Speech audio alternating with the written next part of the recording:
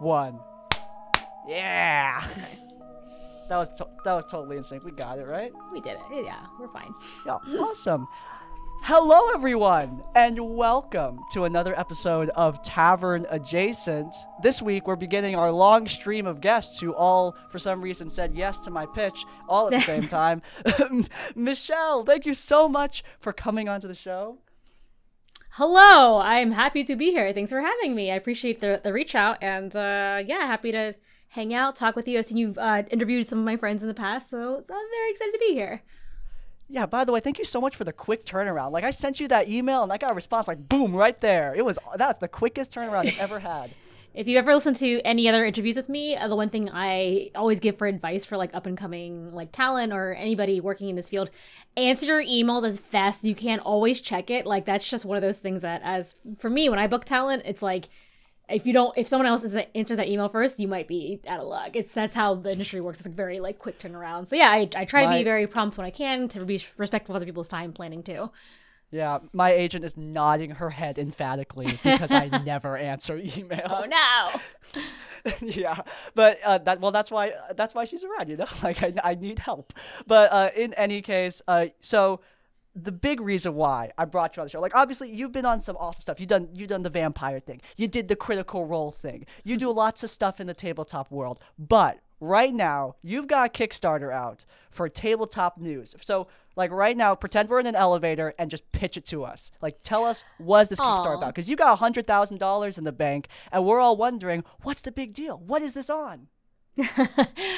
Tabletop News is going to be a one-stop for all things tabletop. So whether that be tabletop RPGs, board games, war games, card games, we are going to try really hard to focus on all of it, to touch on each thing, as well as have an emphasis on highlighting members of the community who are also making content around gaming. So whether it's someone like you, just making a podcast or making videos about gaming, we want to highlight people like you or like those in the sphere who kind of aren't often highlighted. We found that a lot of people can't find their gaming news easily, or if they go to like one of the big websites, which are all great, resources like Polygon, those sort of bigger ones that are owned by like, a Vox Media, those tend to cover the big guys, right? The big names. And we love them. They're great. But what about all the other guys? The little guys, the indie creators, the people who are just writing like one-page one-shots and putting it up on, maybe that's an Indiegogo thing, or maybe they're just putting, it up on Drive-Thru RPG.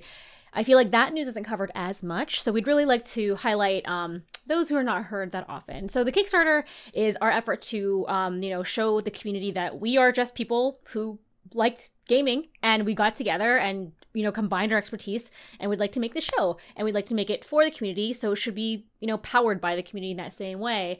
The Kickstarter has been really eye-opening in a lot of ways, not just like, through funding and stuff.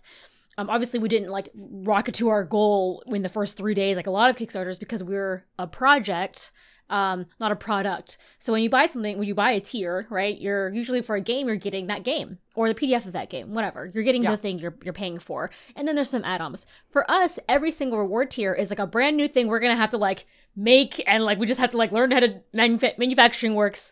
And we're just adding that as something fun to reward you, to thank you for supporting our project, because yes, you'll get to see the show, so will everyone.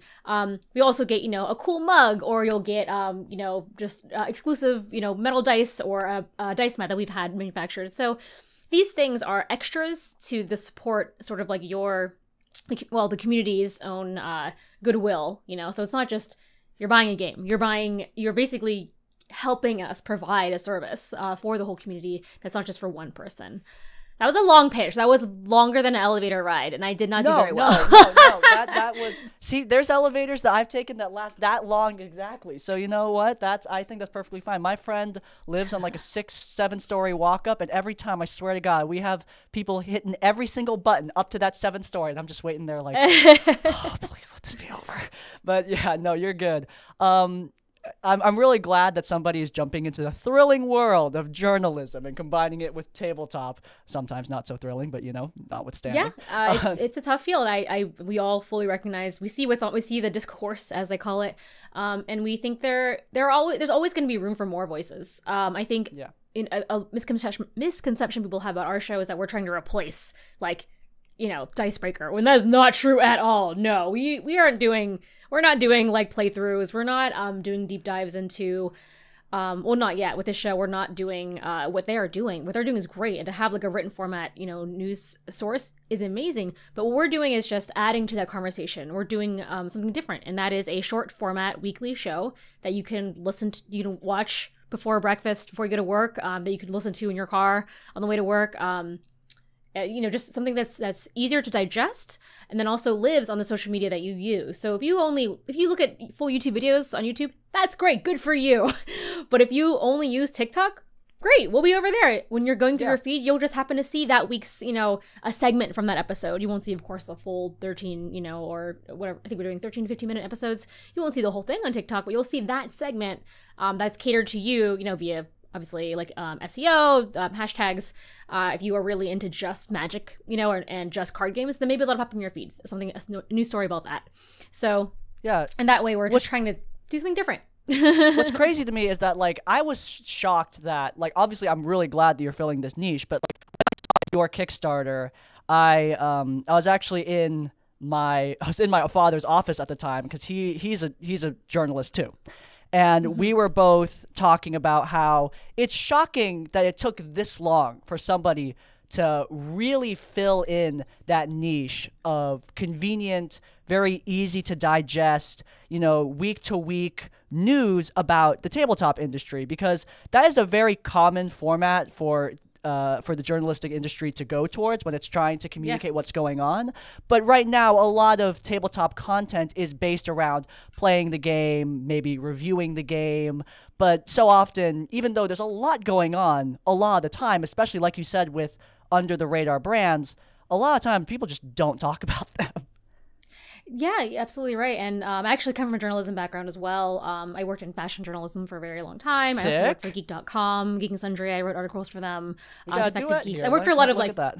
yeah, a lot of like .com. So I've done, you know, journalism for sort of the broader geek sphere in the past. And I think you're absolutely right. If you look at any other industry, so let's say movies, sports, all of those industries have this format of news, you know. So I just think that it was time. And I think, you know, if we didn't do it, maybe eventually someone else would do it. But the way we want to do it with our combined powers, there's just, you know, there's 5 producers working on this who you got quite the crew, by the way. I wanted to talk about that because did you? But we are combining our experience, and that's how we're doing it. It's not because we have like so much money or anything. We're like, no, we have like a credit card and it's getting real scary. Like, you know, but we're just investing our own time, our own money into this project.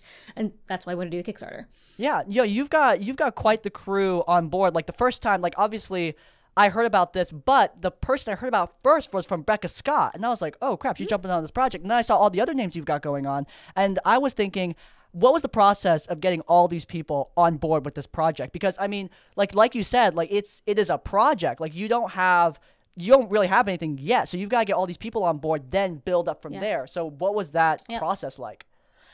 So the lead team on this are the 5 producers, so which are separate from the hosts in some cases. So it's me, Katie Wilson, Nathan Andrzejczyk, and us 3 are actually producers / hosts for the show. And then we have 2 other producers, Adam Rady and James Rodehaver, and those 2 are co-owners of Two Kings Entertainment. So they own a small production company that does things like commercials for Sirenscape or Beetle and Grimm's. Like they've done some work in this industry, doing some like, you know, actual plays like in the past.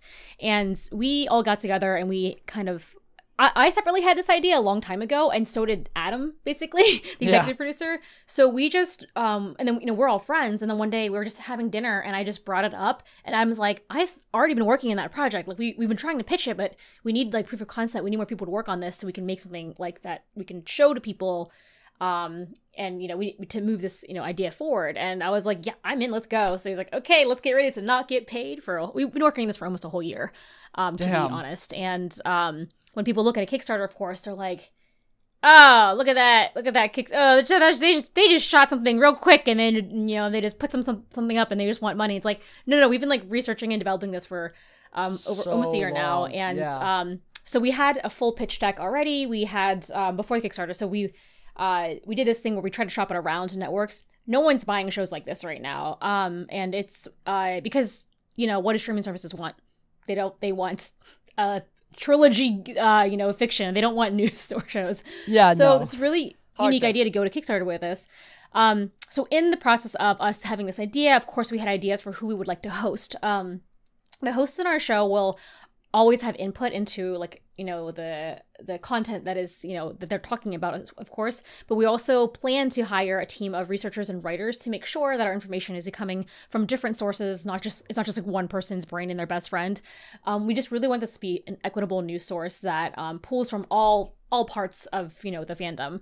So in terms of that, we had this idea, we had the pitch, and then so we went to Becca, Carlos, Serena, and Xander, and those all happen to be our friends. Like obviously we're all friends. Like I have all their phone numbers on my phone. Like it just came to be one of those things where this is where we're gonna start. We're gonna start with these people, this small crew for the hosts.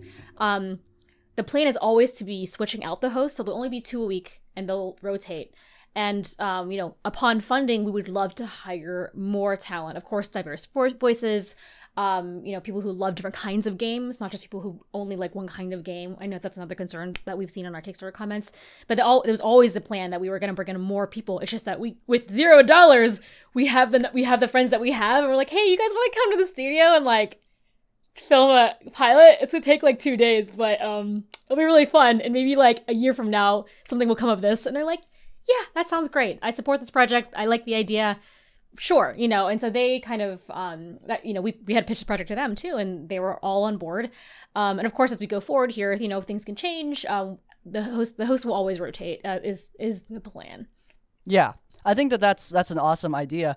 I mean, I obviously obviously a lot of people don't understand or have perception into the amount of pre-Kickstarter work most Kickstarter projects go to. Like the Kickstarter is obviously maybe not obviously to some, but it is very rarely the ground zero for so many projects that go out there.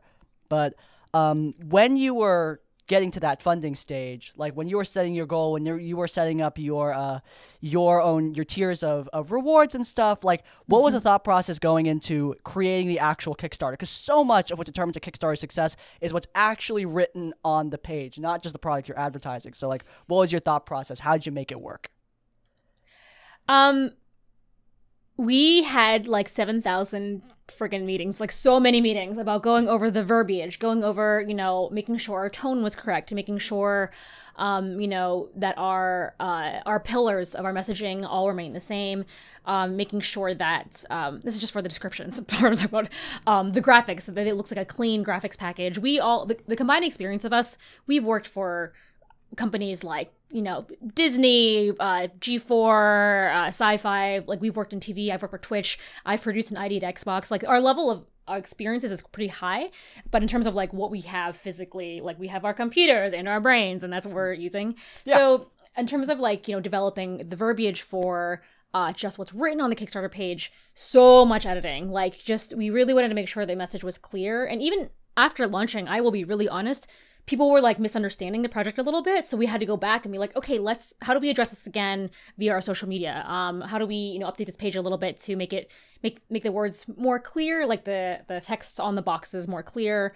How do we really it's we started doing lives for this reason, live streams, to really address and all concerns about it. So to be really clear about, if you're talking to us, we can hear you, we can see your words, we're going to just answer you. We have answers for all your questions. We're not afraid to answer them. So that is the heart of our Kickstarter, is to be clear about our image, what we want to be making, why, the community should support us, if they can. There's different ways they can support us. So we have social stretch goals as well for people who cannot give monetarily. They can do things like, follow us on YouTube and share the intro video, and that will unlock a thing later on. I think we've hit all of those social stretch goals actually, which is incredible. Awesome. And which is one of the social stretch goals was Pretty Princess, and that resulted in Matt Mercer coming to our studio and playing with us. So y'all did that. That was all on you. That was awesome. Yeah, it's actually funny because continue going. Oh, okay, sorry. In terms of making the rewards, I just realized I didn't address that at all. Making the rewards was one of the most challenging things, because we knew how much money. We calculated the budget for about 10 episodes. So that's why that number is the way it is. If you work in production, all you understand, we're not just paying the producers and the hosts, we're paying the writers, the researchers, and then everybody below the line. So in TV, below the line is everyone you don't see on front of the camera. Those are lighting people, sound engineer. You need a director, a technical director. You need a script supervisor. You need a teleprompter operator. All of these people need to get paid at a rate that is competitive. So we didn't want to be a show that's like, you hear a lot about RPG shows being like, oh well, everyone made $25 and whatever they got in tips. So we work in LA, and there's a lot of people who are very talented here. So if we pay somebody $3 to do our lighting, right? What's that going to look like? Probably not great, and there's only so much we can do as individuals, because if we're producing and directing the show, we can't also run lights and we can't also run tech. So we have to hire these people. These are not things that are like optional for us. We want the show to look good and to feel good. So that's why our budget is the way it is. That's the price of making a show. Yeah. And then in terms of reward tiers, we reached out to everyone that we knew. We really got into our network and said, hey, do you want to support us? What can we partner with you to make for our rewards tiers? So we have cool things like a Dogmite game screen, which will be a one-of-a-kind, carved out of wood, beautiful thing. At like a higher tier, we have, of course, for companies, we have sponsorship levels, which have been really instrumental in getting us closer to our goal. And we're almost, I think we're 4%, as of recording, today is the 14th, we are 4% away from our hitting our goal. And we're ecstatic. We were really worried for a little bit there during the... Yeah, you were at $100,000 like 2 days ago. Did you guys get that much in a couple days? Holy hell! Yeah, we had some. Stuff. Mostly, it was companies coming in and being like, "We would like to be segment sponsors or episode sponsors." So those were some tiers we thought of that we're really grateful. We're really glad we did that, because we weren't sure people would do that. And then, of course, fun tiers like, a dice mat, because we partnered with Rollicrit to make some of our merchandise, and another local manufacturer here for things like the mug. And we really reached out on our networks and asked people, what are you willing to help us make, or give us, or, and these things, some of them, are costing us money. You're not, I don't know how much I can say, but no one's giving us, like Dogmite screens, we're paying into that cost of making them, and then sending it to you. So that's why that price is the way it is. Yeah. But yeah, so we and also just explain just in one sentence, sponsorships mean that sponsors' names will be at the front or the end of a segment or an episode, and will appear throughout, that episode when we distribute them to social media. They will never ever control the actual content of the show unless it's a fully sponsored separate thing. And we will always be very clear messaging wise. We follow NFC guidelines. We can't break the law. So people are very concerned. I thought there was like a brief tinge of fear. You said NF something, and I was like, I said NF. Yeah, oh, that's not even the right. It's FTC. Sorry, my brain just stopped. FTC guidelines for when you're sponsored, you should say you're sponsored. So those sponsorships will look like, for example, Hunters Entertainment just bought a segment sponsor. So at the top of the segment, maybe it's the Fantasy 4 segment. We'll say, hey guys, this is a Fantasy 4 segment brought to you by Hunters Entertainment. Find all their games at huntersentertainment.com. On to the show. And then we just keep doing that. And then we'll close it with saying, thanks again, Hunters Entertainment, for sponsoring this segment. That's all that looks like. It doesn't become a segment about just their game. So, anyway, that was more than one sentence. Again, I'm very long-winded. I need an editor. No, you're good. It's always better to explain too much than to explain too little. That's what I always say. But it's actually funny because the last Kickstarter I covered in a positive light was a local story that I did, not on YouTube, but for like my job outside the internet. But on that story, like I covered this guy who made his own card game, and he just did it out of his living room and put it up there, and he got like $20,000. And the twist was, this was the thing that got the editor to pay attention to it. The twist was the kid was like 12. Oh wow! Got $20,000 to make his own game. But it was crazy going from him to this, where like for his Kickstarter, he was just like, oh no, let's give him a mat or something. Like he was just a kid. Then go from that to here, it's like a crazy duality. Yeah, it's a different kind of project, and I think because we're such a unique project, and to be clear, we've been talking directly to Kickstarter, to their team over there since maybe like a month before launch or 2 months before launch. We got in contact with them to get advice. We're like, hey, this is what we want to do. Do you have advice for us? We hear that you do that. And they do. So if you are starting Kickstarter and you would like to talk directly to Kickstarter's team, they have people in charge of like different divisions. Like gaming is John Ritter and his team. So, and they were like, we have never seen anything like this. No one's ever funded a new show on our platform. Maybe you could talk to somebody who deals with like maybe the music marketing because they know about selling like a project and not a product. And we're like, oh, okay. So we are truly something that's out of the box for them as well. I didn't realize that before we talked to them. So you're right. Making a product and being like, I'm making a game. And if we get a stretch goal, we'll make more parts of the game, or you'll get a nicer version of the game, or get extra guys in the game. Here, it's the reward system is different, and I think that was difficult for people to understand at the very beginning. Before we started, really messaging out, hey, this is what this project is about. Let's break down these tiers and why they exist, and for someone to say, I'm not going to buy a pin for $10 or whatever. It's like, well, you're getting a pin. We have to make it. Cost us money. Got to ship it from, a company to a distribution center to your house. And then, don't forget. Chris being nervously looking at his jacket with multiple pins that cost him $20. Yeah. And then the money has to come into our Kickstarter. So it's like, or into our actual project for funding. So things like the add-ons, like, if we're only charging $10 for a pin, I'm telling you guys right now, we're making like a couple bucks up, like no, that is a $10 pin is. That's not, like, this dinosaur cost me $15, and I think the blades cost me like 20. So yeah, guys, like, it's more cheap. About becoming.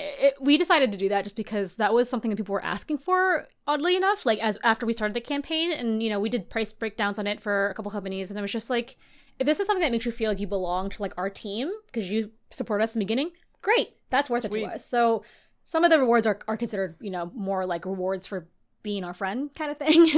Yeah. But yeah, I mean, like, clearly there were a lot of, there were a lot of hurdles that you needed to jump through. But I mean, clearly you guys overcame them. You have a very successful project on your hands here. So congratulations on that. Thank you. You talked a lot about, working with diversity in your circle and in your space, and I just wanted to move on to the next segment where we talk about diversity in tabletop industry. But first we need to hit a transition card, and I need to pause this camera before it runs out of room.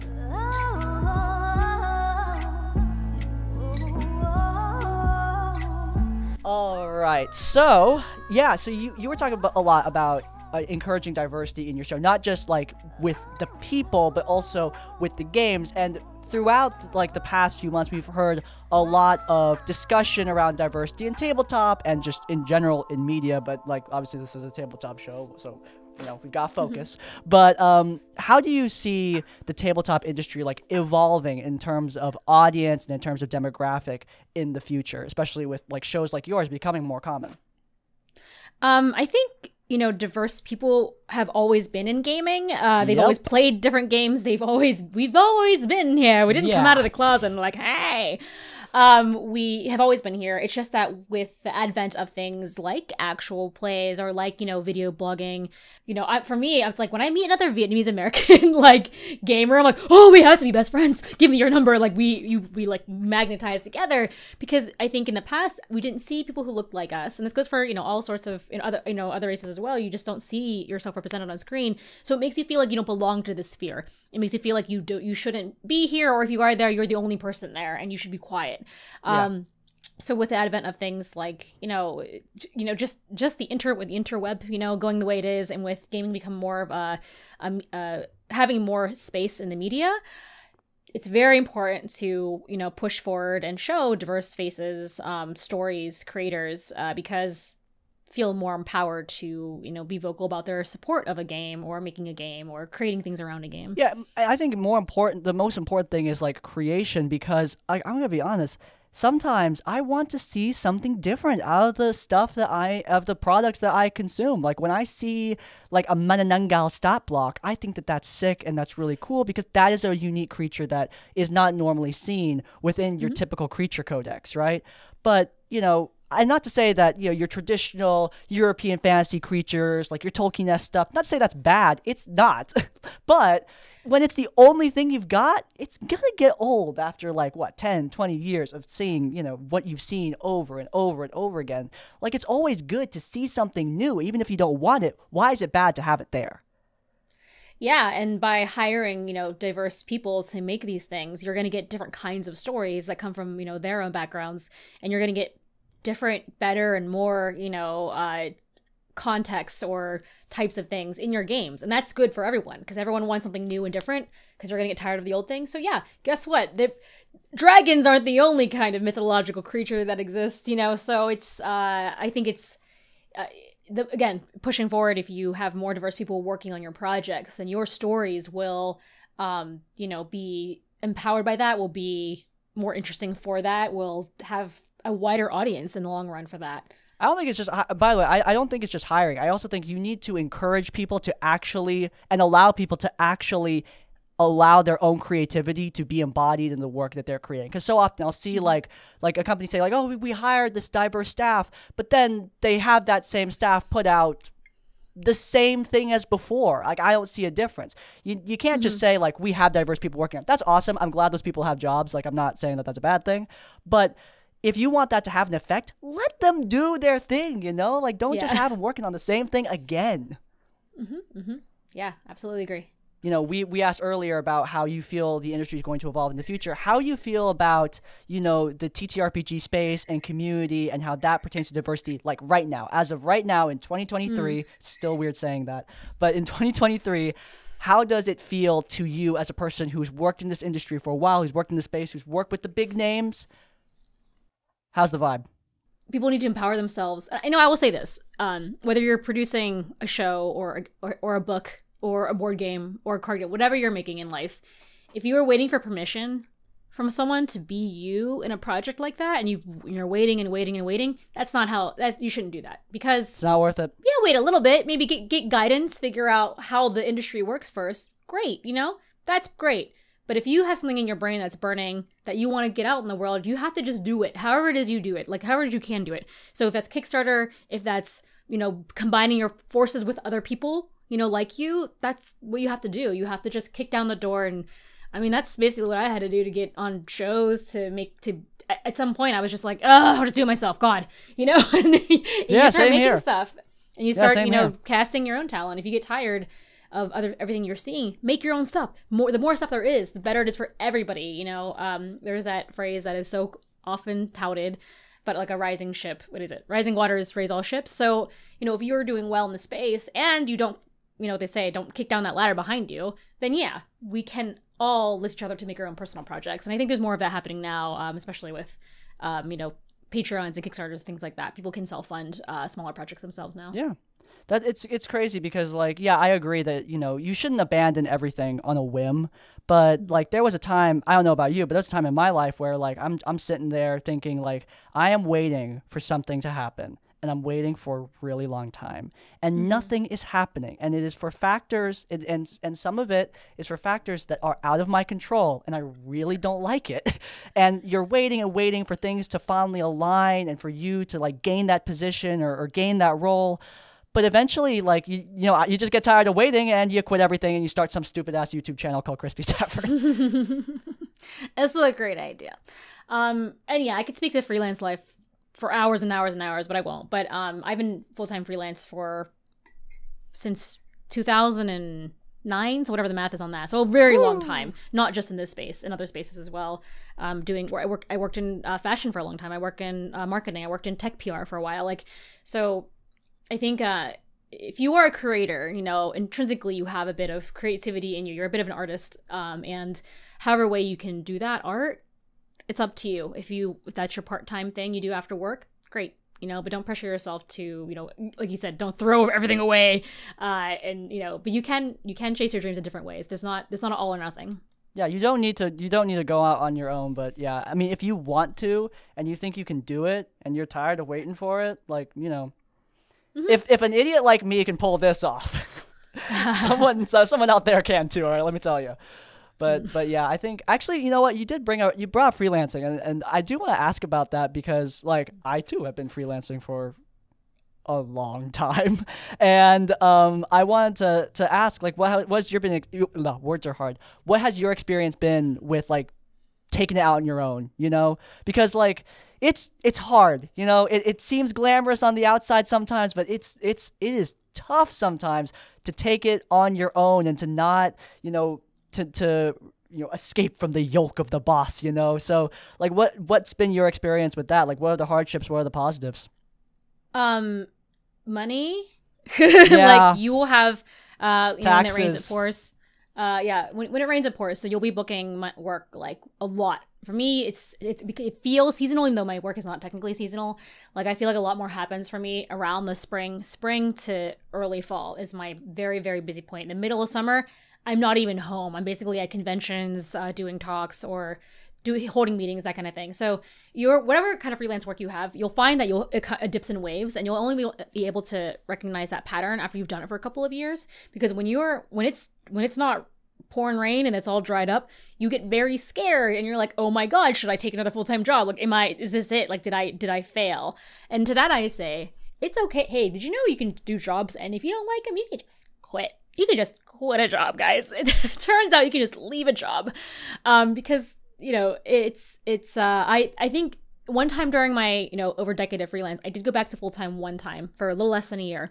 And it was because this company had a really great offer. They were like, "Hey, we need someone exactly like you to run our marketing, to be our brand manager for this thing." And it was a very attractive package. And I was like, you know what? I'll do it. If I don't like this in like 3 months, let's reassess. I'm like, great, let's do a 3-month thing. Let's see how we like it. And I was there for about six or 8 months. I can't really remember anymore. It's such a long time ago. But when I was done, I was like, you know what? I feel like I'm ready to do other things. Good luck, everybody. And it was totally fine. Like nothing dramatic happened. There was no, you just can just move on. It's okay. But yeah, I think the hardest thing is money, because you're worried about getting it. You're worried about not having enough of it. Obviously insurance in this country is a nightmare. If to buy your insurance, yes, it's a lot of money. So you have to really sit down and do the math. Before you go full-time freelance, you have to sit down and do the math about what are your expenses, how can you meet those expenses, make enough to have a fun time once in a while, and then how can you continue to grow and eventually down the road charge more for what you're doing, because you need to do that as inflation is a real thing that exists. So you can't be making the same amount of money your entire life. You have to always be making a little bit more than you were, which is kind of sad, but it's true. Yeah. So there's that, and then of course the expenses of having an office and running your own meetings and technology you need to buy or anything like that. But it's a lot about that, and then of course networking, and scheduling your time. Also, so hey, quick tip. You were talking about money, but before we move on from money, as somebody who is right now working YouTube taxes, if it's within your budget and you're working freelance, especially with online stuff, dude, get an accountant. Like, get somebody to help you out with your taxes. Not this Michelle, but the other Michelle who does my taxes is basically my angel. She has saved my life. So if you have it within the budget, get someone to help you out, or put the time in to do research. Exactly. I would say if you do your own accounting, you can still bring your own accounting to a tax agent, which is what I do. Because having a monthly accounting is very expensive. But if you bring your stuff to an accountant, whatever it is they're charging, pay it, because they're going to give you that money back. No matter what, they're going to save you that time and effort. And then also the fear of getting audited is for a freelancer is real hard. Like if you get audited, it really sucks. You do have to keep your receipts for 7 years? It's a whole thing. So you never want to get audited. Just use I buy everything online. I have all my online receipts ready, lined up. Oh, I started. I'm ready for the IRS to ask me, Crispy, why did you tax deduct these vines that you bought? These vines. Everything for me is shoe cost, which is a weird even if I go to Target and buy weird mug that has to be used on a set, it's sorry, weird mug, I gotta write that off. And guys, when you write things off on taxes, it's not free. It doesn't mean it's free. It means you don't owe the government 50% of that. That's all that means. It's not a cool, fun, free money thing, is that? No. I bought thousands of dollars worth of stuff, and I think I saved I didn't save thousands of dollars on taxes. Exactly. You get kicked back $50. And you're oh, thank God. Because all you want to do is not owe money. That's good. And the networking course is its own thing. You've got to get out of your head, and you've got to be able to sell yourself. If you don't want to do that, freelancing is not for you. I'm sorry. It does take a long time to learn that. It took me a long time to learn that, even though I was full-time freelance maybe years before I started really actively doing it. But if you don't talk to people, how do they know what you do? You're your only cheerleader in this space. If you're working by yourself as a freelancer, you gotta make a media package, have an online presence, answer your goddamn emails. Those are the most important things. Because you know coworkers. Go to conventions, go to these, wherever it is your work is, go to wherever people like that conglomerate and hang out. It sucks to hang out. I'm very introverted, so it's hard to do that. Same. But you start to make friends, and they will be extroverted for you. And then what was the thing? It's a networking, and then scheduling. So it's very, very hard. Even if you have all these things, if you are not good at scheduling your time, you will burn out. You will not get things done on time. One of these two things will happen to you. Maybe all of them. Burnout is very real. Making sure you have separation of work and life. That balance, you have to make that early on, or when you can. Sometimes work gets crazy and you're just like, well, I'm just not going to sleep for a week. And that happens. It's true. But you need to make sure you assign rest for yourself because the older you get, especially, I'm by the way, I'm 40, so like I've been doing this for a while, and you start to get like more panic attacks. Like the older you get, you're like, oh no, I do need to like schedule rest. It's just your brain can't, So yeah, scheduling rest time, and then if you have a lot of work to do, figuring out how to schedule that in a way that makes sense. If you use like a scheduler, Trello, pieces of paper, whatever system you need to figure out for yourself, use it. Trust it, do it. Like don't just think you'll remember things because it doesn't. That's not how that works. Yeah. Well, I think that was some great advice that we gave. That's good. I hope that helped out somebody. Yes, we did also. Yes. Yes. I hope that helped out somebody out there. But in any case, speaking of helping people, we've got some calls we gotta take. So you sorry fools, I think it's time to see what you guys got for us.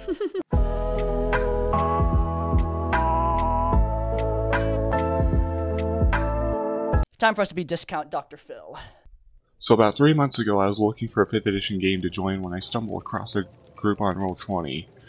They said there were no character creation limits other than that there were 3 gods that I had to pick from. The DM said that my character was required to follow at least one of these gods. A little bit weird, but okay. I roll up an Artificer, and the DM starts off by saying that all of us are in the church for some reason. No chance to explain why we're there. We're just there. Now, immediately, all the characters start beelining straight towards mine. Now, I'm immediately made uncomfortable by this, and they immediately introduce me to their god, who explains that they saved me from my backstory by killing the monster created, as well as the scientist she was working with.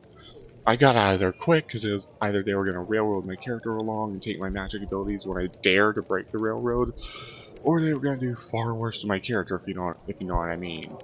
They'd probably have the god be some sort of DMPC too. I ain't up for no airship shenanigans today, no sir. I'm gonna leave while my sanity's still intact.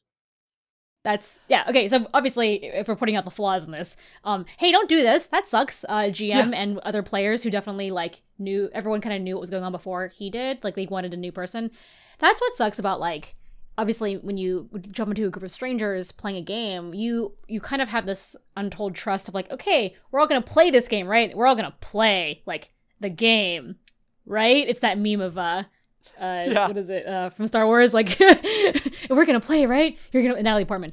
Anyway, so, yeah, if your agency is taken away at the outset, like, yeah, get out. And if you are the GM doing that, no, don't do that. That's not what a game is. That's you just... It's called, you can write a book. If you want to, like, tell a story and, like, not have any input, like, you can write it and people can read it or whatever. Like, that's a thing that exists. It's called writing books, and please do that instead.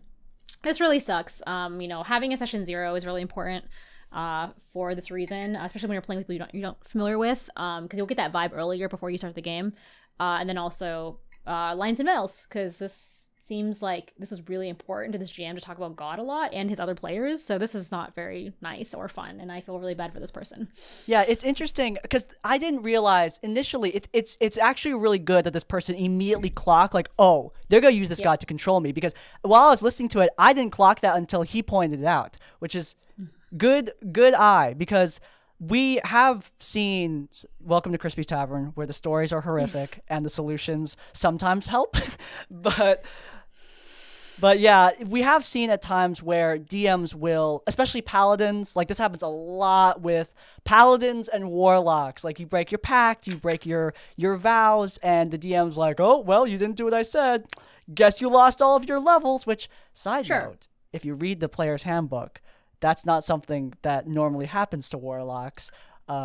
That's not in rules as written. Obviously, you can still do it, but just fun fact, it's not actually in the player's handbook. I should point that out. And also, I talk about agency a lot, and I think everyone should talk about agency in their games.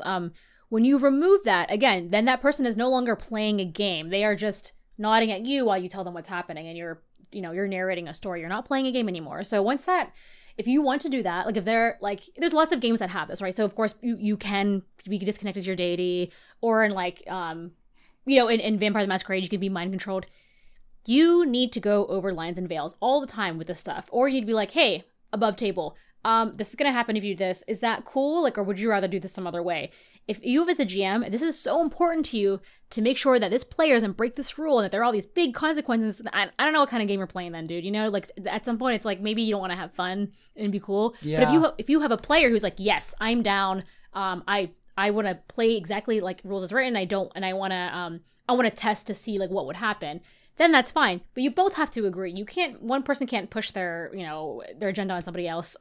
If you both want to do that, great. If you don't, then if one person's saying no, then you both have to say no to that. Every time somebody takes a mind control spell, I don't play Vampire, but in D&D, when someone takes something like Friends, for example, I always qualify like, hey, you can't use that on other people, just straight up. Like you can't use it on another player. I'm sorry. And again, every group is different. And when I play, when I played for New York by Night, I will absolutely say that we went over lines and veils a lot, constantly. Like, and I think you should be doing that all the time.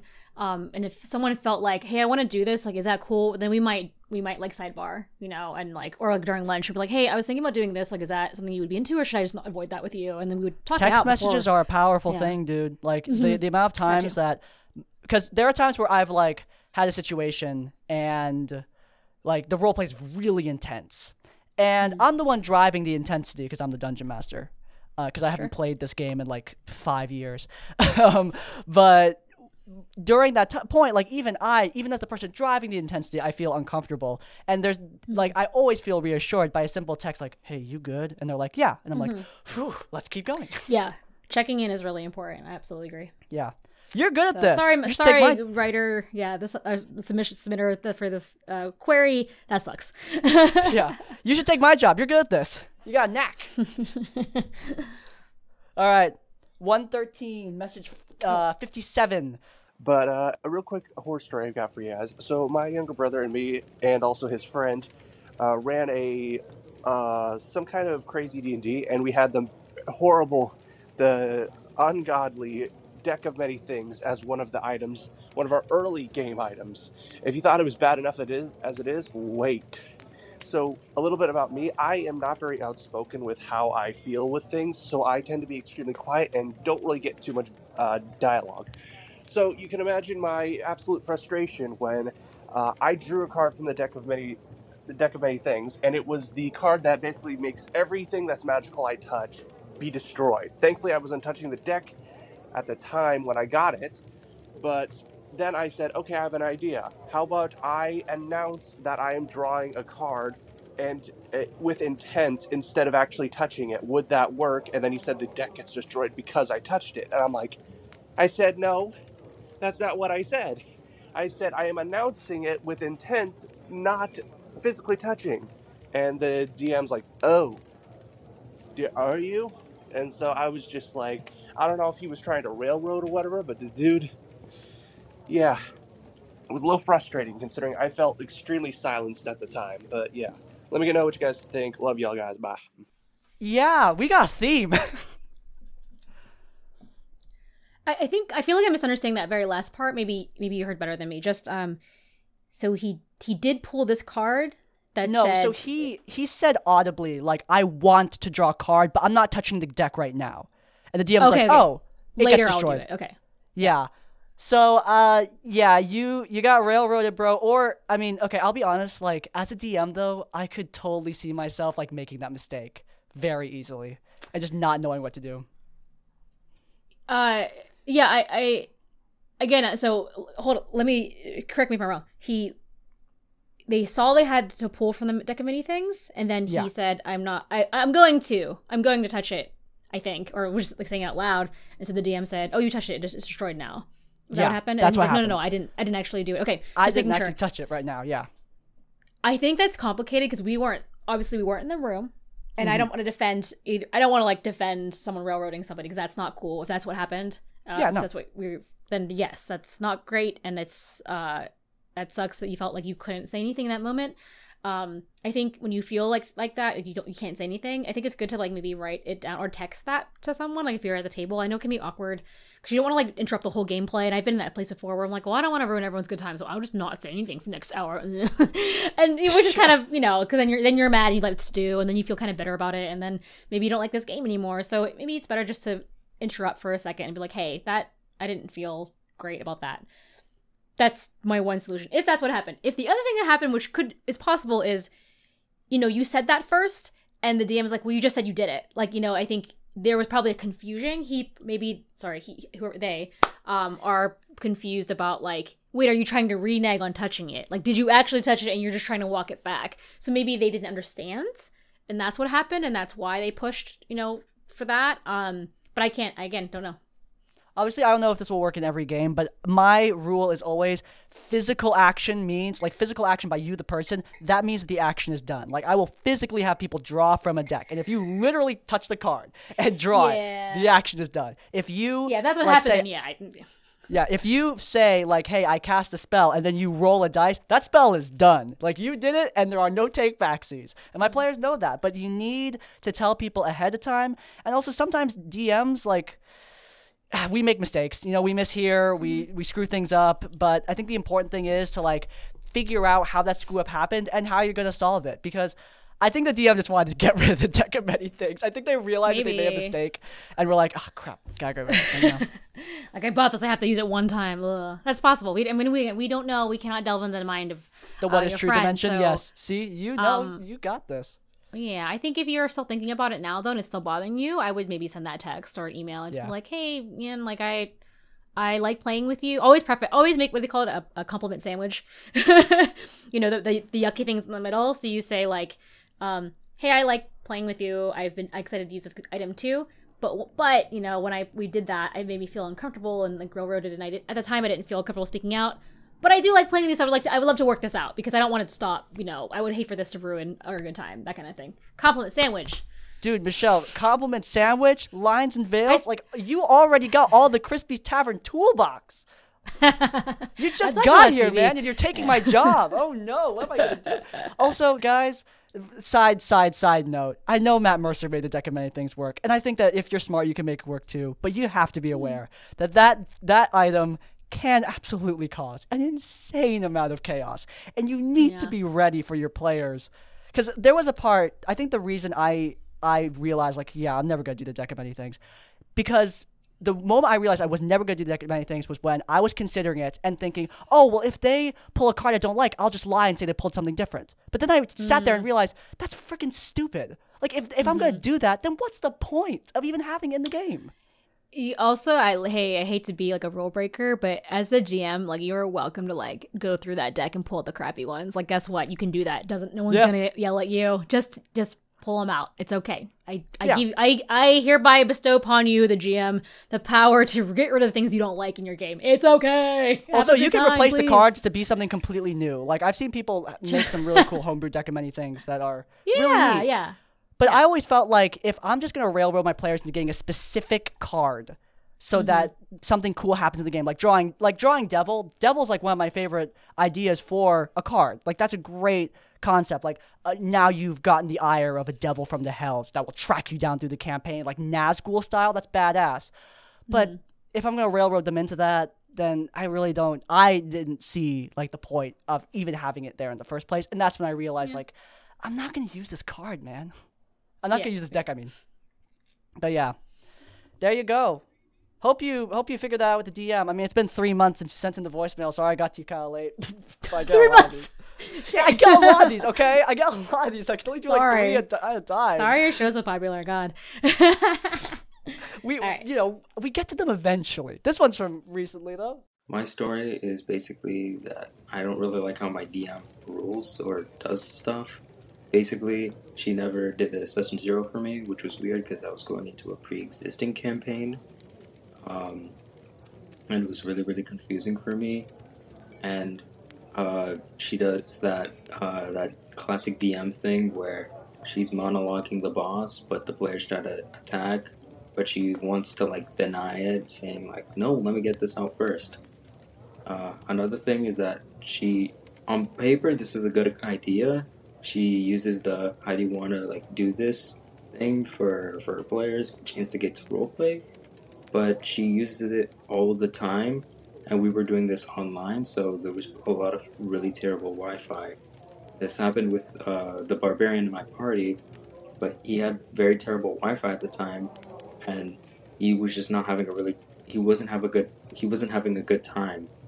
I talked to him about this, and we both shared like the same feelings, which sucks because I really like our DM, I really like our group, but I really don't know what to do. Also, hi Crispy, I hope this was useful in some way.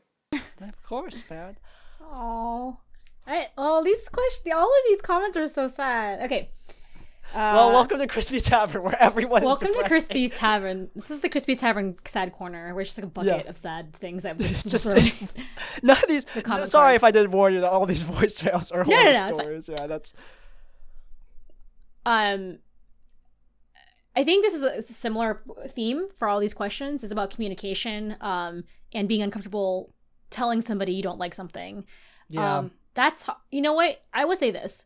In gaming, it teaches you valuable life skills that you should be using in the real world. Because in the real world, you could just avoid talking to people forever. You know, did you know that? You could just, I don't know, just ghost somebody. It's because, you know. Dude, I live alone, so yeah, I know, dude.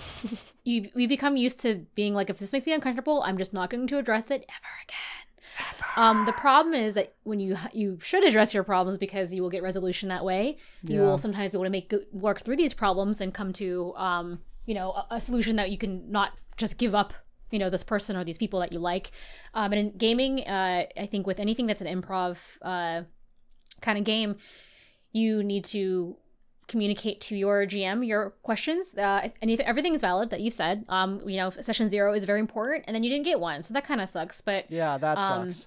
And I think, I know you said it was a little weird, but maybe be like, hey, can we back up? You know, it's been a little bit of time, but can we back up and just talk, like just you and me? Because then maybe that way, you know, especially in a one-on-one scenario, this your GM and any two people, when they're just one-on-one, they can talk a little more easily about kind of conflicting feelings, and it's not so awkward to be like, everyone stop what you're doing, I've got a problem, because then you feel weird, like, oh god, I've stopped everything. I mentioned this before, because I feel that way all the time. So I'll just privately message like, hey, I felt weird in that last session, I didn't like do anything for like 3 hours, and I don't know why.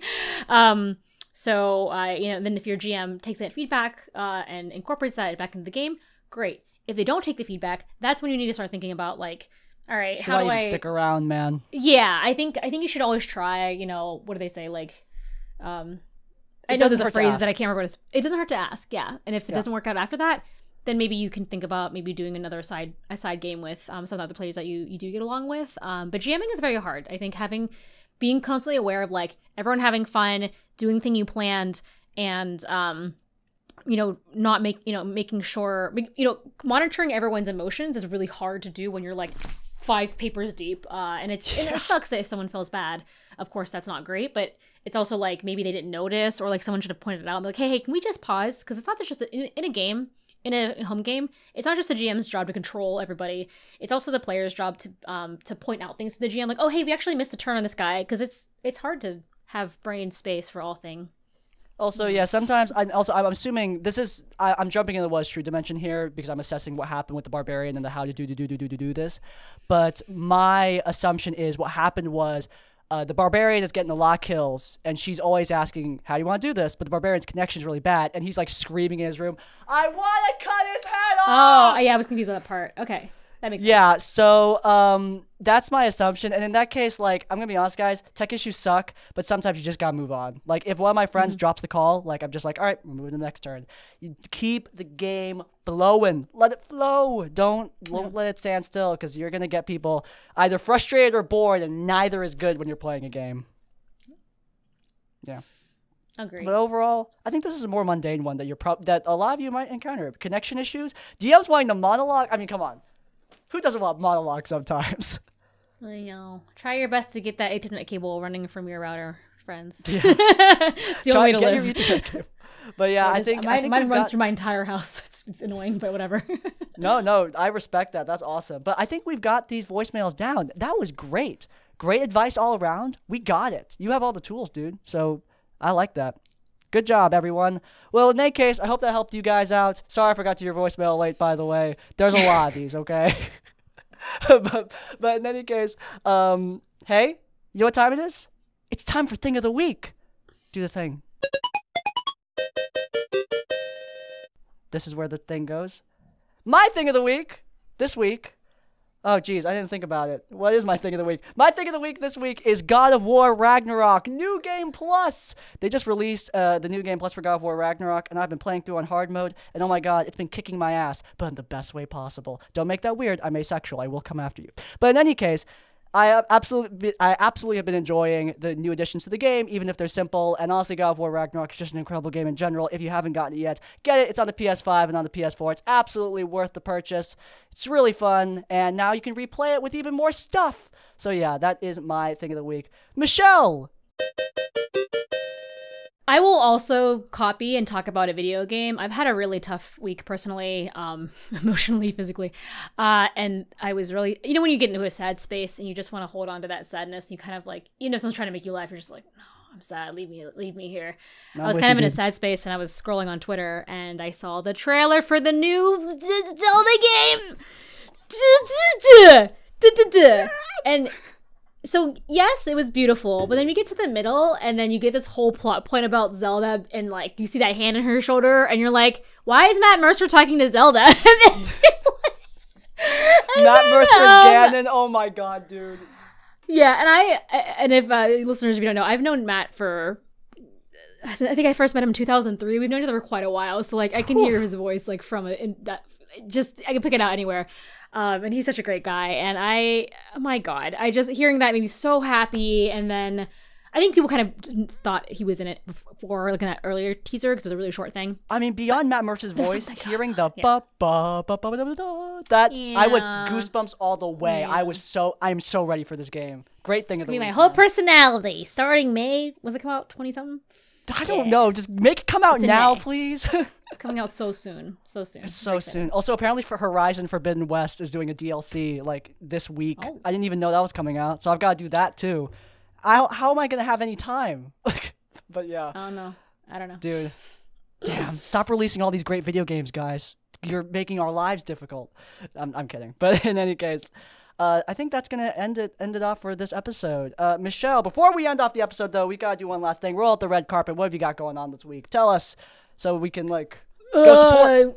I don't know. Whatever day this is coming out, our Kickstarter ends. Okay, if this comes out on Wednesday, that means our Kickstarter ends the next day. It's ending on 4/20. I think at 1 p.m. Pacific time. So anything you can donate, any way you can share our Kickstarter with your friends, talk about why you're excited about tabletop news would be amazing and wonderful. We're really close to our goal, but it's still, quite a bit of clams, to get to that goal. And would love support from, even if you're just commenting on our page. That means a lot, or interacting with our socials. That means the world. And the more excited that you get, the more excited other people get, and it is a ripple effect. So that's my main thing I'm working on. I'm very excited about it. Other things I'm working on are, I don't know, just I voice act also. A trailer got released for a game that I did the playthrough voiceover for, and it sounds really kawaii, like this. I sound like a little girl.